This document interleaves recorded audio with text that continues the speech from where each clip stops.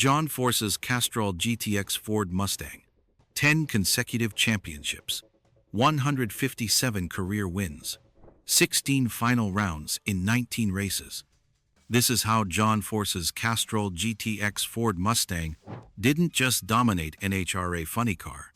It won so much that competitors accused him of cheating, and the sport had to create new rules just to slow him down. Let's be real. John Force's early career was a disaster. For 9 long seasons, he did not win a single NHRA event. Not one. In fact, track officials at Irwindale Raceway actually banned him as a safety risk to himself and everyone else. The established funny car racers of the late 1970s and early 1980s saw him as a joke. A broke truck driver who survived on bologna sandwiches in hotel rooms packed with 6 people. Force's reputation was so bad that nobody took him seriously.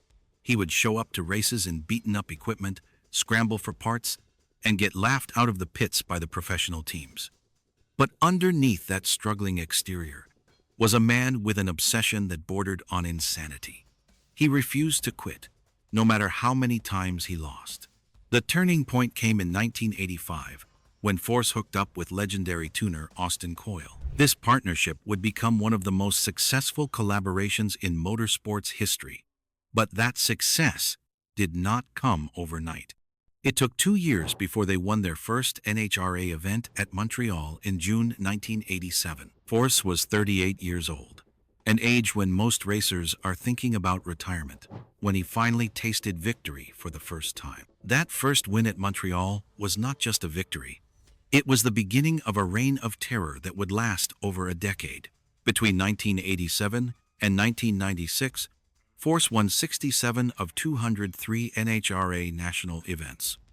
But the real dominance started in 1990, when he won his first championship, then followed it up with another in 1991. After finishing outside the top spots in 1992, Force came back with a vengeance in 1993. What followed was unprecedented in drag racing history. 10 consecutive NHRA Funny Car Championships from 1993 to 2002. Not 1 or 2, but 10 straight years of total domination that earned him the nickname Brute Force.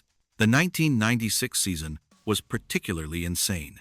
Force went to the final round in 16 of 19 national events, winning 13 of them. His 13-6 record that year is considered one of the best seasons in funny car history. The competition was not just getting beaten. Now, it was them who were getting humiliated on a weekly basis. Force's partnership with Castrol GTX began in 1985 and became one of the longest and most successful sponsorships in motorsport history.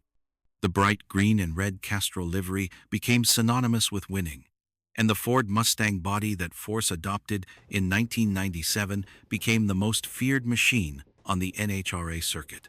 Between 1997 and 2006, Force went to the final in 105 of 228 events and took 61 wins. Let that sink in. He made the final round in nearly half of all races over a 10-year span. His Ford Mustang was not just fast, it was consistently, predictably, brutally dominant. The car was a masterpiece of engineering. Austin Coyle's tuning expertise, combined with Force's fearless driving style, created a combination that seemed unbeatable. The nitro-burning engine produced over 10,000 horsepower, and Force knew how to use every single one of those horses to maximum effect. Force's success was so dominant that competitors started whispering about cheating. How could one team win this much? What secret technology were they using? The accusations got so intense that Force publicly offered to strip off his fire suit to prove he was not hiding anything illegal. The truth was simpler and more frustrating for his rivals. Force and his team were just better at everything.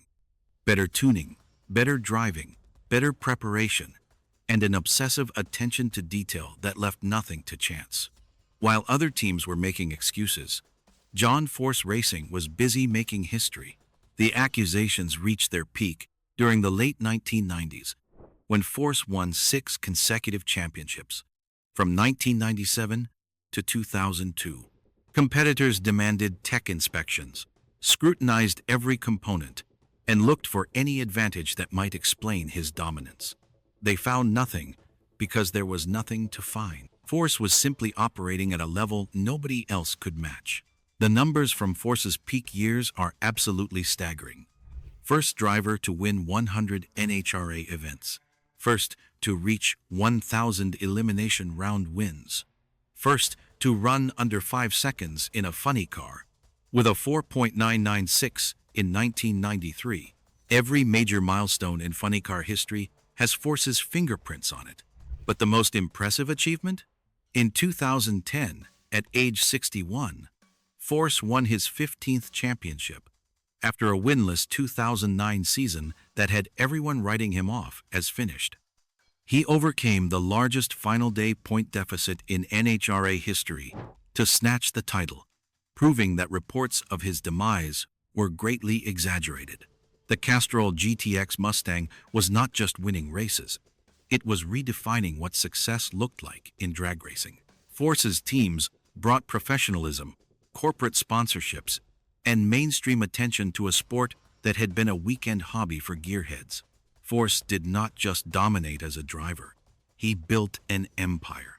John Force Racing expanded to multiple cars, with Force bringing in talented young drivers and eventually his own daughters.